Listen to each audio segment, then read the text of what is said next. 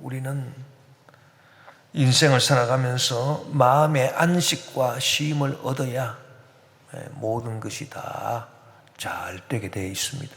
그래서 이 마음의 평안이라고 하는 것이, 안식과 쉼이라고 하는 것이 얼마나 중요하냐. 마음이 평안하고 마음이 안식을 누리고 쉼을 누리게 되면 심화 만사성이라, 마음이 이렇게 평화롭고 화평하면 모든 일이 다 잘 되게 돼요. 그래서 마음이 안식을 누리고 쉼을 누리고 평안하면 몸도 건강하게 되어 있고 또 생활도 다 풀리게 되고 그런 것입니다. 하나님의 축복이 우리에게 오는 통로가 있어요. 우리가 식사를 하게 되면은 밥이 그냥 입을 통해서, 식도를 통해서 위장으로, 장으로 이렇게 내려가듯이 하나님의 축복이 오는 통로가 있는데, 먼저 우리 심령에 와요. 심령이 평안하고 안식하고, 그러고 난 다음에 우리 몸으로 전달이 되고, 그 다음에 우리 생활로 나타나서 하나님의 축복이 임하는 것입니다. 그래서 하나님의 축복이 임하는 것도 다 그 순서가 있다. 첫째, 마음이 평안해야 되고 마음이 쉼을 얻고 안식을 누려야 된다.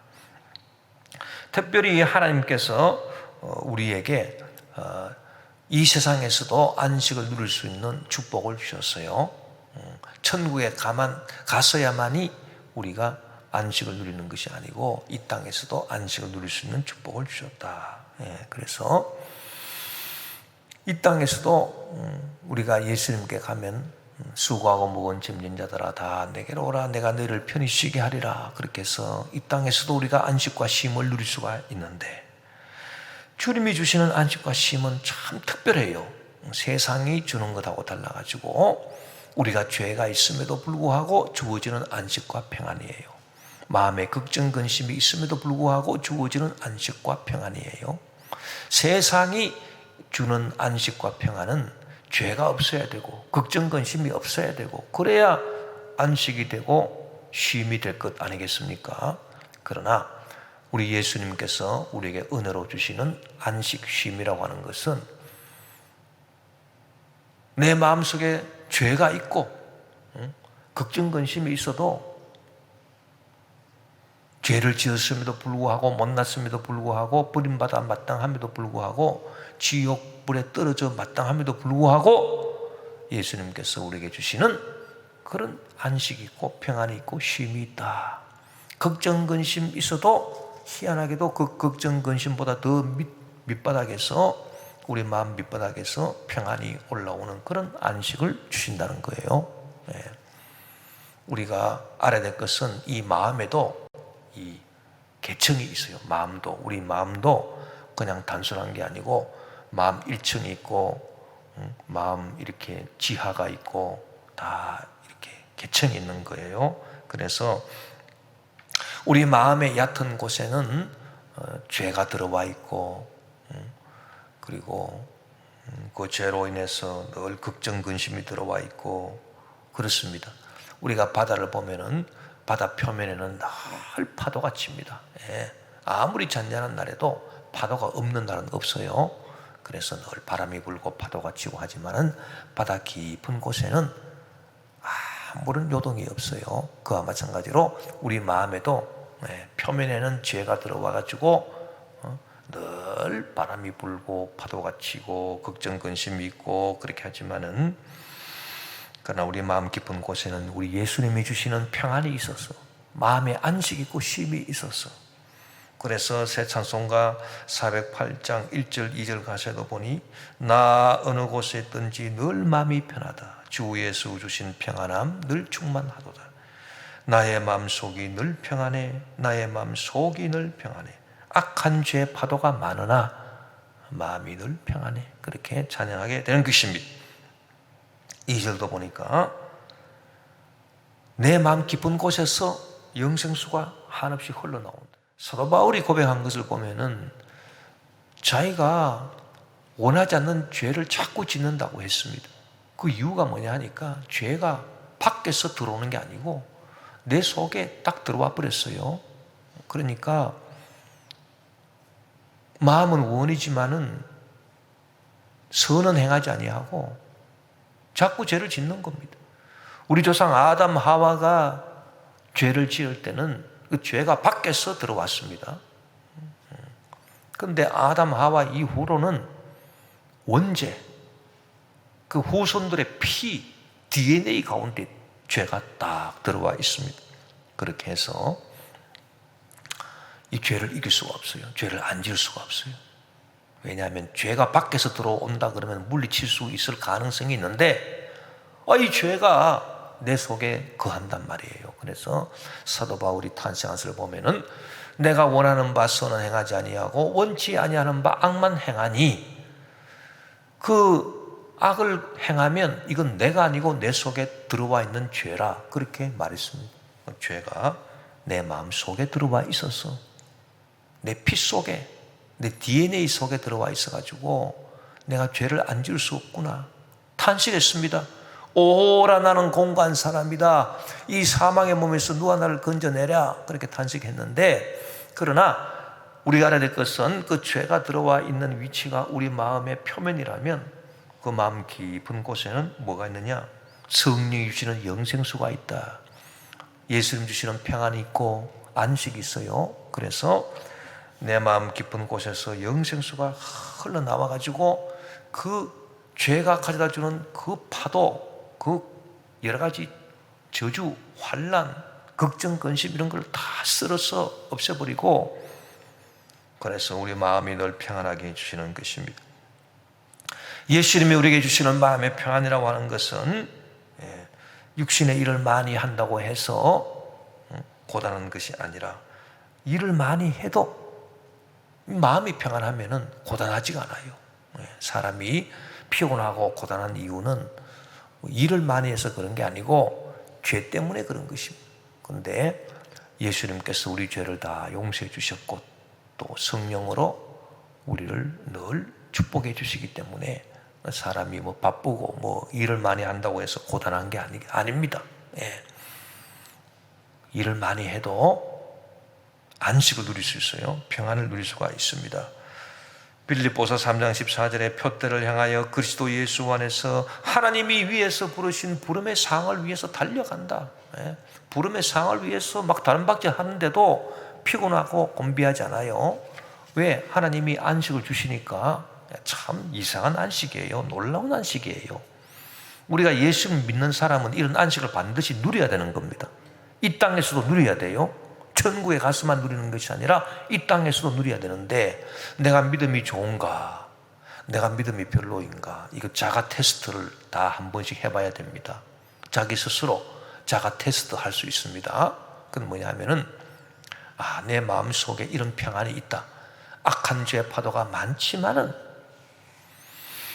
환난 풍파 많지만은, 어려움이 많지만은, 그러나 이상하게도 내 마음 깊은 곳에 평안이 있어서, 안식이 있어서 이것이 싹 이렇게 올라온다. 그러면은 그 사람 믿음이 좋은 거예요. 근데 뭐 내 마음 깊은 곳에서 평안이 올라오는 것 같지가 않고 항상 마음이 불안하고 두렵고 염려 근심이 꽉 들어차 있고, 내가 입술로 주여 주여 해도 별로 내 마음 속에서, 뱃속에서 생수의 강이 흘러 넘치는 그런 기분이 안 들어요. 그러면 그 사람은 믿음이 좋은 거 아닙니다.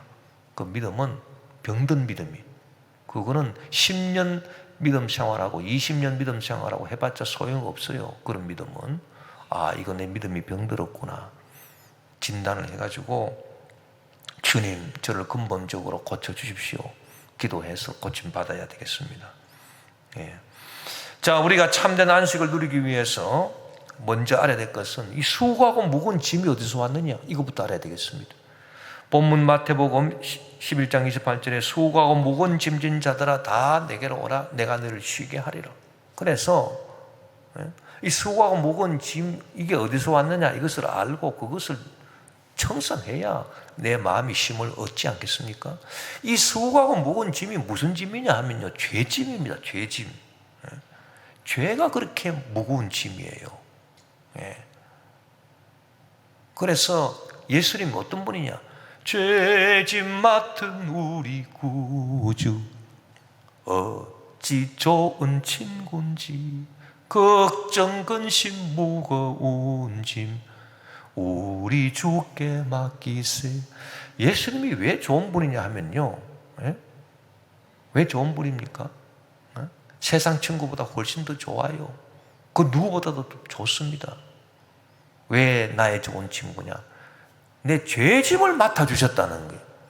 내 짐을 맡아주신, 그냥 짐을 맡아주신 것이 아니고 이 죄짐이 제일 무거운 짐인데 이 죄짐을 예수님께서 맡아주셨다.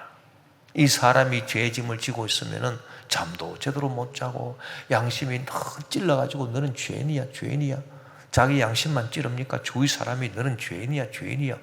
아니 사람만 그럽니까? 마귀가 와서 너는 죄인이야, 죄인이야. 하나님께서도 우리 얼굴을 외면하시고 참 얼마나 짐이 무거운지 모릅니다. 그래서 수고하고 무거운 짐진 자들아 다 내게로 오라 내가 너를 쉬게 하리라. 이 수고하고 무거운 짐이 알고 보니까 죄짐입니다. 죄짐. 예. 자, 창세기 3장 16절 17절에 보니까 또 여자에게 이르시되 내가 내게 임신하는 고통을 크게 더하리니 내가 수고하고 자식을 낳을 것이며 너는 남편을 원하고 남편은 너를 다스릴 것이니라 하시고 아담에게 이르시되 내가 내 아내의 말을 듣고 내가 내게 먹지 말란 나무의 열매를 먹었은즉 땅은 너로 말미암아 저주를 받고 너는 내 평생에 수고하여야 그 소산을 먹으리라. 이게 보니까 여자도 수고 남자도 수고 둘 다 수고. 근데 이 아담 하와가 하나님의 말씀 어기고 선악과를 따서 먹고 죄를 지으니까 수고가 다가와. 수고가 다가왔는데 여자도 수고하고 남자도 수고하고 하와도 수고해서 자식을 낳게 되고 또 여자의 수고가 뭐냐 하니까 남편을 원하고 남편은 너를 다스릴 것이라. 남편을 원하지 않는 여자가 있습니까? 그런 여자는 특이한 여자죠. 성경이 딱 그렇게 말했잖아요. 너는 남편을 원하고. 그 남편을 원하는 게 이게 죄로 말미암은 이게 짐이에요. 이게. 또 남편은 너를 다스릴 것이라. 왜 다스림을 받습니까? 이것도 하와가 죄를 지었기 때문에 주어진 짐이에요. 짐. 뭐 어쩔 수 없어요. 성경이 그렇게 말했습니다. 또 아담은 뭐냐? 아담은 하나님 말씀만 듣고 아내의 말을 듣고 선악과를 따먹었습니다. 그래서 너는 평생에 저주받은 땅에서 수고해야 먹고 산다. 수고 안 하면은 돈 못 번다. 수고 안 하면은 먹을 거리가 없다. 참 이거 얼마나 수고입니까? 자, 죄 때문에 이렇게 수고하고 무거운 짐이 왔습니다. 그런데 이 죄는 또 어디서 왔느냐? 그걸 우리가 더 근본적으로 파헤쳐야 되겠죠. 이 죄가 두 가지로 왔습니다. 하나는 마귀 유혹으로 왔어요. 또 하나는 자기 생각 때문에 왔어요. 창세기 3장 5절 6절에 보니 너희가 그것을 먹는 날에는 너희 눈이 밝아져 하나님과 같이 되어 선악을 알 줄 하나님이 아심이니라. 요거 마귀가 한 소리 아닙니까? 하와를 유혹할 때 여자가 그 나무를 본즉 먹음직도 하고 보암직도 하고 지혜롭게 할 만큼 탐스럽기도 한 나무인지라. 요거는 여자 생각 아닙니까? 여자가 그 열매를 따먹고 자기와 함께는 남편에게도 주매 그도 먹은지라. 자, 죄가 들어온 통로가 두 가지인데 마귀의 유혹의 말, 그 다음에는 이 하와 사람의 자기 생각, 요 두 가지가 죄가 들어온 통로가 되었습니다. 자, 우리가 죄짐을 다 벗어놓고 마음의 안식을 누리려면은 이 두 가지 이걸 해결해야 돼요. 마귀의 유혹을 우리가 주 예수님으로 묶어서 쫓아야 되는 것입니다. 여러분, 우리 순복음 신앙이 왜 위대한 줄 아세요? 순복음 신앙은 귀신을 내쫓는, 귀신 쫓는다 하니까 아유 뭐 이상한 짓을 하네. 그게 아니에요. 귀신 쫓는 게 뭐냐? 나를 죄로 유혹하는 마귀를 쫓는 겁니다. 항상 이 마귀가 우리 속에 들어와 가지고 유혹을 하거든요. 욕심을 가지게 하고 탐욕을 가지게 하고 죄를 범하게 합니다. 그래서 그럴 때 우리가 마귀를 가만히 놔두면은 우리 마음이 찜찜하고 텁텁하고 마음이 계속 무거운 것입니다. 그러나 마귀가 유혹해서 나를 죄로 유혹하고 탐욕과 방탕과 교만과 그리고 온갖 죄를 짓는 유혹을 할 때 그때 가만히 있지 말고 나사렛 예수 이름으로 명하노니 이 원수마귀 귀신아 내 마음에서 묶음받고 떠나가라. 나사렛 예수 이름으로 명한다. 명령을 딱 해보세요. 그러면은 희한하게도 마음이 이제 살 것 같네. 시원해지고 마음이 가벼워지는. 할렐루야. 죄집이 떠나가는 50%가 떠나가 버리는. 그 나머지 50% 요거는 내 생각에서 왔습니다. 하와가 자기가 생각해 보니까 탐스럽다, 먹음직스럽다, 보암직스럽다. 이거 전부 다 자기 생각이죠. 여러분, 우리가 믿음으로 딱 들어왔을 때 제일 먼저 입문해야 될 과정이 있어요. 믿음의 입문. 나는 이제부터 예수님을 믿고 하나님을 믿기로 작정했습니다. 믿음의 입문을 딱 할 때 그때 우리가 가져야 될 믿음이 있는데 그건 뭐냐 하면은 이 세상에서 내가 나를 제일 위하는 것 같지만 그게 아니고 내가 나를 위하는 것보다 하나님이 나를 더 위하신다. 요거를 받아들여야 돼요. 아니 이 세상에 나만큼 나를 위하는 사람이 어디 있겠느냐? 그런데 알고 보면은 그렇지 않아요. 우리가 인생의 뒤안길을 돌이켜보세요. 살아온 길을 돌이켜보면은 자, 내가 하나님 말씀 안 듣고 내 생각대로 살았더니 잘못된 길로 가가지고 거기서 방황하고 거기서 쓰러지고 넘어지고 실패하고 좌절하고 사업도 뭐 좀 잘 된다 하다가 자기 욕심대로 막 해버렸더니 다 그냥 자본 다 잃어버리고 망하게 돼요. 그 다음 뭐 때문에 그랬습니까? 자기 생각 때문에.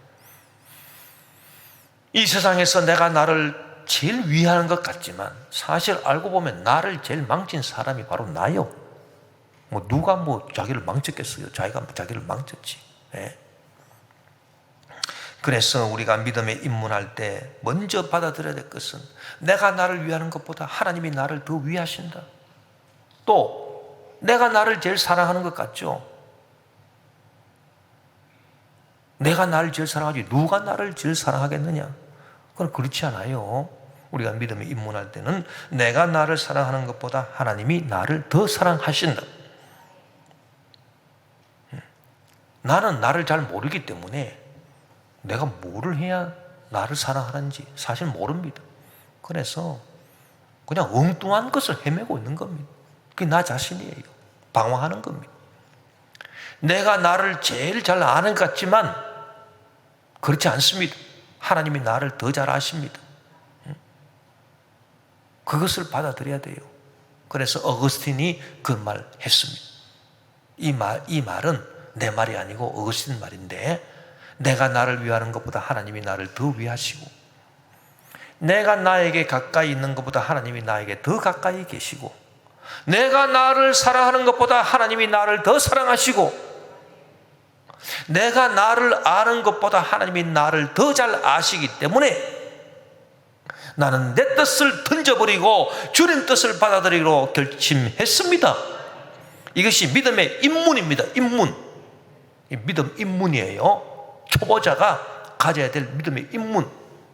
우리가 신앙생활 10년하고 20년하고 30년 하면서도 이 믿음의 입문조차 안 돼가지고 계속 자기의 뜻을 고집하고 그러면 죄만 짓는 겁니다. 이 하와가 볼 때 막 선악과를 보니까 자기 생각에 먹음직스럽다, 보암직스럽다, 야 탐스럽다. 이 자기 생각 이게 자기 망쳤잖아요. 우리는 하나님의 뜻을 구해야 돼요. 그래야 죄가 사라지고 마귀 유혹 쫓아내면 50% 해결한 거고 이제 내 생각까지 다 떨쳐버리고 주님의 뜻을 구하옵니다. 이러면 100%가 되는 겁니다. 로마서 12장 2절에 보니 너희는 이 세대를 본받지 마라. 이 세대 무슨 세대입니까? 하나님의 뜻 구하지 않고 자기 욕심으로 자기 뜻을 내세우면서 이 세대를 본받지 마라. 오직 마음을 새롭게 함으로 변화를 받아 하나님의 선하시고 기뻐하시고 온전하신 뜻이 무엇인지 분별하도록 하라. 그래서 늘 신앙의 기초가 뭐냐면 주님 뜻이 무엇입니까? 지금 내 생각은 이렇지만은 요거를 고집하면 안 돼요. 요거 고집하면은 요건 완고한 마음이 되는 거예요. 요거는 고집불통이에요. 신념이 강한 게 아니야. 그거는 완고한 거지. 그래서 내 고집을 다 떨쳐버리고 주님 뜻을 구합니다. 주님 뜻이 어떻습니까? 자, 우리가 성경에 보니까 본문 마태복음 11장 29절, 나는 마음이 온유하고 겸손하니 나의 멍에를 메고 내게 배우라. 그리하면 너희 마음이 쉼을 얻으리라. 할렐루야. 자, 우리가 예수님한테 가가지고 배울 게 뭐냐? 예수님은 마음이 온유하고 겸손하다. 그래서 나한테 배워라. 그러면 네 마음이 쉼을 얻겠다. 그러면 예수님이 마음이 온유하고 겸손해서 예수님이 뭘 했습니까? 뭘 하신 것을 우리가 배워야 됩니까? 예수님은 마음이 온유하고 겸손함으로써 당신의 뜻이 아니라 하나님의 뜻을 구했다. 하나님 아버지의 뜻을 구했다. 예수님이. 그래서 아버지여, 아버지여, 내 뜻대로 마시고 아버지의 뜻대로 하시옵소서. 이게 예수님이 평생 하신 기도예요. 그래서 우리가 예수님께 배워야 되는 것이 뭐냐? 이 기도를 배우는 겁니다. 내 뜻대로 마시고 아버지의 뜻대로 하시옵소서. 그걸 배우는 거예요. 예. 우리가 예수님처럼 오직 하나님의 뜻만을 구하는 기도를 하는 즉시로 우리 마음이 쉼을 얻게 됩니다. 마음이 온유하고 겸손하다. 그 온유하다는 건 부드럽다는 거예요. 완고하지 않다는 거예요. 그래서 내 뜻이 아니라 아버지 뜻을 구합니다. 이게 온유한 거예요. 그러나 완고한 사람은, 고집이 센 사람은 하나님의 뜻을 구하지 않고 자기 뜻을 계속 고집해요. 그러면서 나는 신념이 강한 사람이다. 웃기는 소리. 무슨 신념이 강해? 그 신념이 강하다는 말은 그런 데 쓰는 게 아니에요. 그건 지 고집이 센 거지. 그건 고집불통이야. 그건 멸망의 길로 가는 거예요. 완고한 것은 우상숭배라고 했습니다. 하나님의 뜻을 알고 그 뜻을 붙잡고, 그렇습니다. 오늘도 내일도 죽어도 나는 이 하나님의 뜻 나한테 이루어지기를 원합니다. 이게 신념이 강한 거지. 그리고 교만하면은 자기를 내세우고 자기 뜻을 고집하잖아요. 예수님은 그렇지 않았다는 거예요. 예수님은 온유하고 겸손해서 오직 하나님 아버지의 뜻을 구해. 우리도 그렇게 하기만 하면은 마음의 평안을 얻게 돼. 안식을 얻게 돼. 그 세상 사람들은 그거를 마음을 비운다 이런 말을 합니다. 마음을 비운다. 그 말이 무슨 말이냐 하면은 내 생각을 비우고 하늘의 뜻을 받아들여라, 그 얘기인데, 그것이 바로 오늘 말씀이에요. 내 생각을 다 떨쳐버리고 하나님 아버지의 뜻을 다 받아들이면 우리 마음이 죄의 짐을 다 내려놓게 되고 평안을 누리게 돼요. 그러고 난 다음에 그 하나님의 뜻을 우리가 일심으로 구해야 돼요. 하나님의 뜻을 이 땅에서 이루어지도록 일심으로 구하는데, 하나님의 뜻을 내가 직접 이루려고 하지 말고 그냥 하나님의 뜻을 구하기만 하면 돼요. 에레미야 33장 1절에서 3절에 보니, 에레미야가 아직 시위대 뜰에 갇혀있을 때에 야훼의 말씀이 그에게 두 번째로 임하니라. 이르시되, 일을 행하시는 야훼, 그것을 만들며 성취하시는 야훼. 일은 하나님이 하신다는, 하나님이 성취를 하신다는, 그 이름을 야훼라 하는 자가 이와 같이 이르시도다. 우리는 뭐 해야 되느냐? 너는 내게 부르짖어라. 내가 내게 응답하겠고 내가 알지 못하는 크고 은밀한 일을 내가 보리라. 그러니까 일을 성취하는 분은 다 하나님이시고, 일을 우리한테 보여주시는, 새로운 일을 보여주시는 것도 하나님이시고, 우리는, 우리 보고는 뭐 하라고 했습니까? 그저 부르짖어 기도하라고 했어요. 제가 2007년 11월 달인가 우리 김포교에 왔는데, 그때는 당회장이 아니고 담임 목사로 왔어요. 우리 교회가 독립하기 전이기 때문에 와가지고 딱 2009년에 독립을 해서 제가, 우리가 당회를 조정하고 제가 당회장이 됐는데, 그때 교회 와서 딱 보니까 그때는 요 본관밖에 없었어요. 우리 정축을 안 했기 때문에. 그래가지고 교육자 사무실도, 제 방도 아주 그 좁은 그 방이고, 그 딱 나가면은 바로 교구 사무실인데, 거기 10대 명 교육자들이 복닥복닥하게 앉아가지고 어디 쉴 데도 없어요. 그래서 칸막이 하나 쳐놓고 소파 하나 갖다 놓고 거기서 쉬기도 하고 거기서 밥도 먹고 그랬단 말이에요. 그런데 지금 딱 보니까 환골탈태, 우리 교회는 완전 환골탈태. 이 중성전이 정축되다 보니까 뭐 사무실도 널찍한 사무실이 생겼죠. 그리고 주차장도 확보가 됐죠. 우리 교회 같이 이렇게 철골 주차장, 이렇게 넓은 주차장, 우리가 저 주차 부지도 250평 샀죠. 그리고 뭐 앞정원, 그 다음에 옥상 정원 우리가 다 꾸미고, 화장실 지금 좋은 화장실로 우리가 다 개조하고 있어요. 아마 추석 끝나고 나면은 화장실 참 좋아집니다. 화장실. 백화점 수준으로 화장실이 좋아져요. 그리고 엘리베이터도 최고급으로 다 해가지고, 완전 교회가 막 황골탈태. 어떻게 이런 일이 이루어졌는가? 내가 가만히 어제 설교 준비하면서 생각을 해도 내가 아무리 생각해도 나는 알 수가 없어요. 돈만 해도 수십억이 들어갔는데 그 돈이 딱 어디서 나왔던 거 알 수가 없어요. 돈이 어디서 나왔는지. 참 희한해. 근데 우리가 빚진 게 있습니까? 뭐 대출 받은 게 있습니까?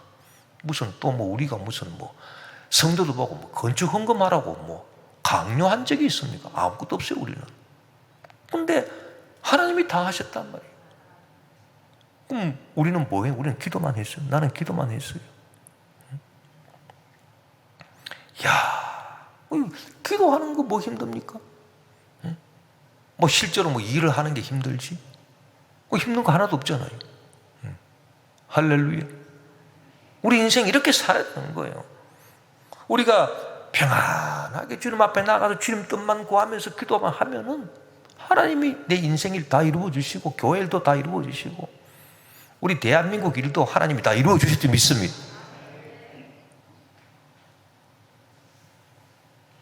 자, 인생이 이 해 아래에서 사는 인생이 수고를 전혀 안 할 수는 없어요. 오늘 말씀도 우리에게 가르쳐 주는 게 그거예요. 너희들 수고하고 무거운 짐 지지 말고 수고 절대 하지 말고 살아라. 그 말씀이 아닙니다. 무슨 말씀입니까? 내 멍에를 메고 내게 배우라. 내 멍에는 쉽고 내 짐은 가볍다. 그러니까 쉽든 가볍든 간에 멍에가 있고 짐이 있다는 거 아닙니까? 예수님 믿고 사는 것도. 자, 우리가 알아야 될 것은 이 인생의 수고하고 무거운 짐을 이제 바꾸는 거예요. 무슨 짐으로? 예수님과 함께 멍에 짊어지고 예수님처럼 기도하는 그 쉬운 짐으로 바꾸는 거. 이것이 우리에게 필요하다. 왜 그러냐? 인생이 자기 혼자서 잘 먹고 잘 살아보겠다고 열심히 노력을 하고 수고를 해도 수고하면 수고할수록 그 결과는 헛된 겁니다. 참 아이러니해요. 그것을 전도서가 잘 보여주고 있습니다. 전도서 1장 1절 3절에 보니 다윗의 아들 예루살렘 왕 전도자의 말씀이라. 전도자가 이르되 헛되며 헛되니 모든 것이 헛되도다. 이 사람이 헛되다라고 하는 말을 5번. 아이고, 얼마나 자기가 한 일이 헛됐으면 헛되니 모든 것이 다 헛되도다. 참 기가 막히게.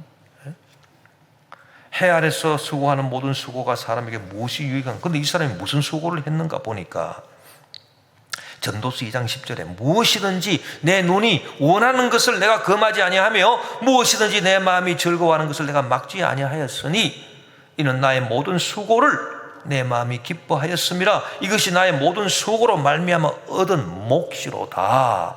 그래서 수고를 이 사람이 엄청 했습니다. 내 눈이 원하는 것을 내가 금하지 아니했다. 자기가 딱 보고요, 이거 좋아. 그러면은 그거를 반드시 해야 되는 거예요.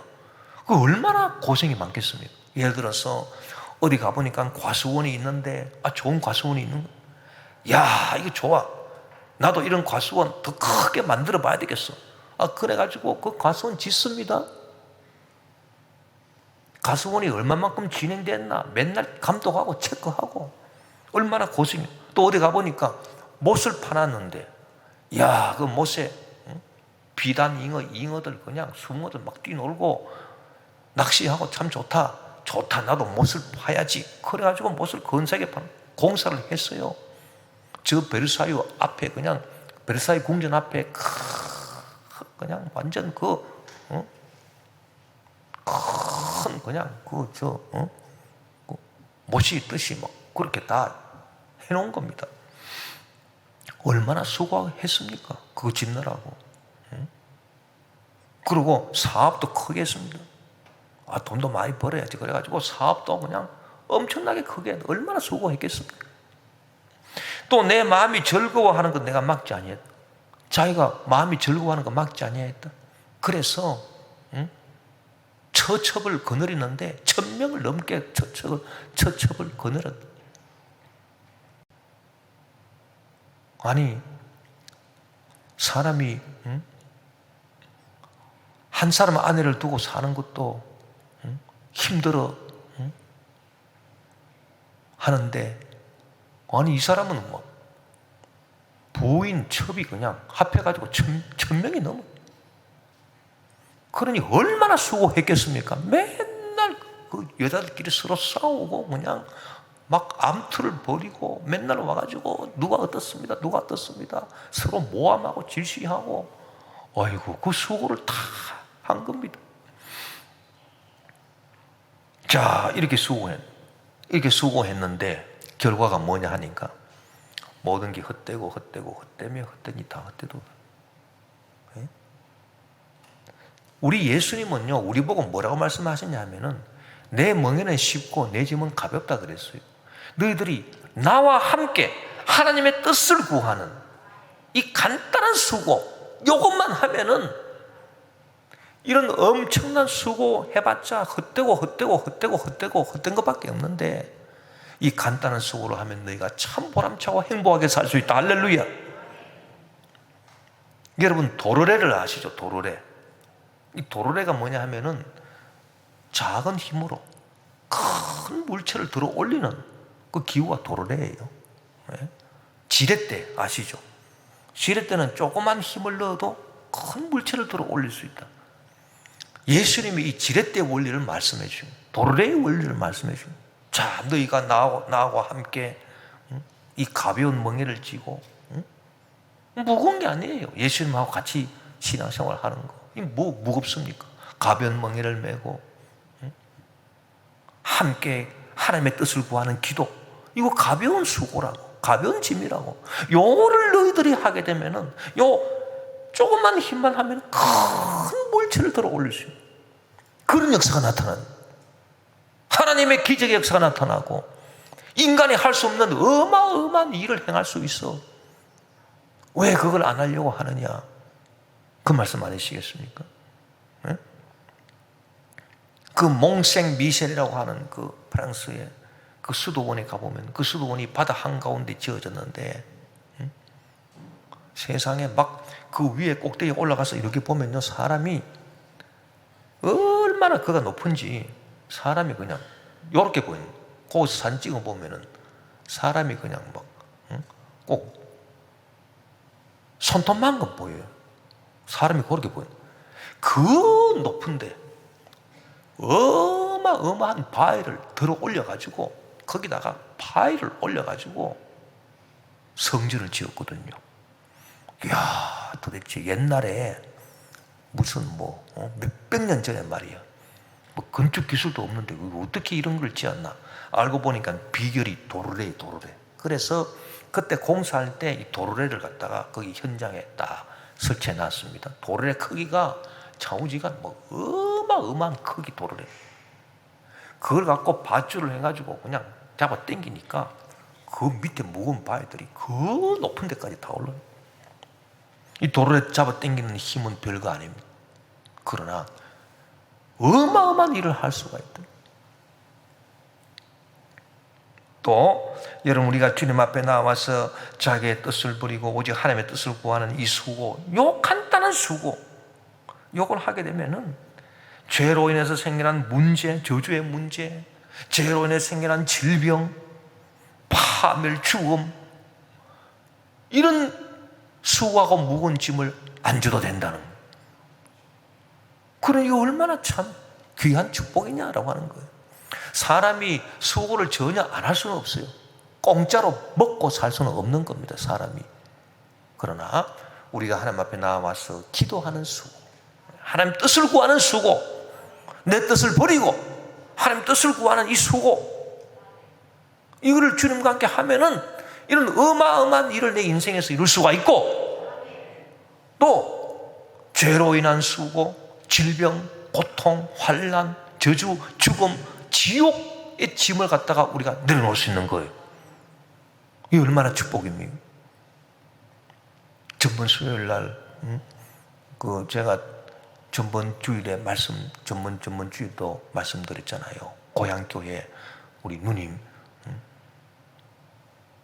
그때는 아니지만 지금은 권사님이 됐는데 연세가 76세, 50년 전에 그 고향교회에서 같이 신앙생활을 했던 우리 고향교회 누님이신데, 그분이 그 남편 되시는 장로님하고 우리 교회 와가지고 참 50년이 지나가서 보니까 옛날 모습 있겠습니까? 옛날 젊었을 때 그렇게 이쁘시더만. 근데 그 미모가 그래도 남아있더라고. 이렇게 이 얼굴 가닥에 남아있어요. 옛날 모습이 뿌옇게 나오는데, 그 권사님도 76세, 그 남편 되시는 장로님도 장로교회 장로님이신데 그분도 76세. 그래서 참 50년 전에 일을 갖고 얘기를 하는데, 야, 정말 하나님이 참 그때 얼마나 믿음으로 기도하고 새벽 기도하고 그래. 근데 장로님이 간증을 딱 하시는데, 그 장로님이 평생을 교편을 잡았습니다. 그래서 고등학교 교사 선생님으로 교편을 잡으셨는데 48세 한참 젊은 나이에 위암이 걸린, 그래가지고 의사 진단을 받아보니까 이 암이 초기 암이 아닌 거예요. 많이 진행이 된 거예요. 그래가지고 의학적으로 진단을 내렸는데 한 1년 정도밖에 못 산다, 이렇게 진단이 내린 거예요. 아이고, 그래서 참 이 장로님이, 야, 이거 내가 1년 있다가 이거 죽으면 이 이쁜 마누라하고 애들이 셋이 있는데 아들도 둘이고 딸도 하나도 있고 얘네들 뭐를 먹고 사나? 참 기가 막혀. 그래서 사학연금이라도 받아야 되는데 사학연금을 받을 기한을 딱 계산을 해보니까 2년이 모자라는 거예요. 2년 더 교사로 봉직을 해야 연금을 받을 수가 있는 거예요. 지금 1년 있다가 죽으면 연금도 못 받는다. 그래가지고 하나님 앞에 나와서 기도하자. 그래서 1000번 제단을 샀자. 새벽 기도 1000번 제단을 샀자. 여러분, 첫날을 기도를 하려면요, 첫날이 3년 가까이 됩니다. 3년. 예? 3년을 해야 첫날이, 3년 하면 첫날 조금 넘잖아요. 그래서 매일 새벽에 교회 가가지고 기도하는데 그 두 분이 같이 기도. 그래서 매일 새벽 기도 가가지고 기도하고 돈 1,000원씩 헌금해요. 매일. 돈이 안 많으니까 맨 1,000원씩 매일 1,000원씩 기도 헌금하고. 그래가지고 계속 기도를 했더니 의사 수술하려고 딱 보니까 그 암이 딱 이렇게 쪼그라 붙어가지고요, 수술이 잘 됐다. 예상대로. 지금까지 건강히 사시네. 할렐루야. 그래가지고 48세 때 그런 일이 있었는데, 그래서 천일을 새벽 재단 쌓고 보니까 안 죽거든. 너무너무 감사한 거예요. 그래서 천일을 또 제단을 쌓았다. 또 천일을. 그리고 또 너무 또 감사해가지고 또 천일을 또 제단을 또 쌓았어요. 그래가지고 1만 제단을 쌓았어요. 1만 제단. 만날을 기도해요. 만날을 갖다가 새벽 기도해서 맨날 1,000원씩 이렇게 해가지고 하나님 앞에 제단을 쌓았는데 48세니까 지금 76세, 만 70. 그러니까 한 30년 가까이 30. 날짜가 딱 들어만. 그래서 저를 만나러 오신 날이요. 그 만날 새벽 기도 1만 제단을 쌓고 한 며칠 있다가 저를 만나러 오십니다. 지금도 새벽 기도 두 분이. 자, 얼마나 수고합니까? 새벽 기도 하느라고. 그러나 저주로 말미암아 질병으로 말미암아 죽고, 그 가정에 그냥 비극이 다가오고, 차 풍지박산 나고, 그런 것보다는 얼마나 이것이 축복이냐는, 그 비교하면요. 요한에서 5장 3절에 보니 하나님을 사랑하는 것은 이것이니 우리가 그의 계명들을 지키는 것이라. 그의 계명들은 무거운 것이 아니라 그래요. 우리가 주님 앞에 나와서 예배 드리고 감사 찬양 드리고 11조 드리고 헌신하고 봉사하고 복음 전하고, 야, 이거 참 수고죠. 힘들죠. 그러나 죄로 인한 저주와 질병과 사망의 짐을 쑥 지고 지옥의 짐 지고 쓰러지고 하는 것보다는 얼마나 가벼운 짐입니까 이게. 이 사람은요, 비교를 잘해요. 비교를. 하나님을 사랑하는 것은 우리가 그의 계명들을 지키는 것이다. 그의 계명들은 무거운 것이 아니라 그랬어요.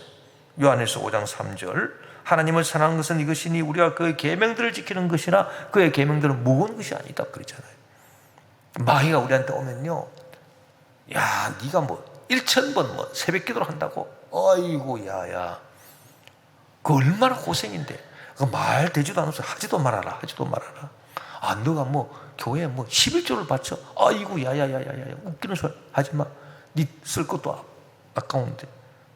야, 뭐 네가 뭐 주일날 뭐 교회 가서 뭐 봉사 헌신, 야야, 일주일에 하루 쉬어야 되는데, 아이고, 그 힘든 일을 우리 어떻게 하려고 그러냐? 아, 네가 뭐 전도한다고?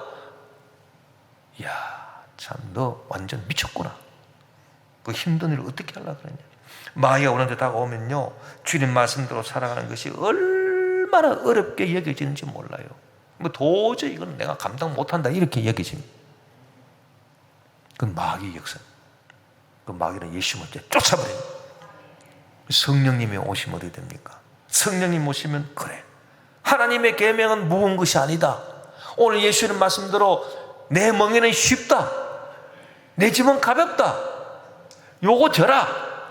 그러면 너희가 인생에 크고 위대한 일을 행할 수 있고, 그리고 죄가 가져다주는 그 무섭고도 무거운 짐, 이건 무서운고도 무거운 짐이요, 저주, 질병, 환난, 사망, 지옥, 이 짐을 갖다가 내려놓을 수가 있느니라. 할렐루야. 우리는 오늘 말씀대로 주님 앞에 나와서 주님과 함께 멍에를 메고 주님께 주신 계명을 지키고 열심히 하나님의 뜻을 구하는, 기도해서 승리하는 삶을 살게 되시기를 주 이름으로 축원합니다.